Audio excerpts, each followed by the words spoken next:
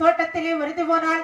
அதாவது குன்னங்கள் பகவதியால் உறுதி சென்றாள். கண்ணால் அம்மைன்னு சொல்லி கடல் வழியா உறுதி போனாள். மண்டைக்காட்டு செல்வி என்று மகமாயி உறுதி சென்றாள். மக்கள் சங்கமிக்கும் கன்னியா குமரியிலே புகமரி பகவதியாக உறுதி போனாள். ஆமா, இப்படி 7 பேரை 7 பக்கமா போயிட்டாங்க. சரிதான். பூஜை கொள்வதற்கு தயாராகி விட்டார்கள்.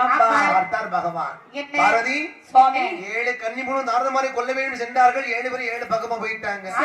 எரிமேல் இந்த தாரதமாரை கொல்ல வேண்டுமானால் யாரை வாருங்கள் போருக்கு அலங்கார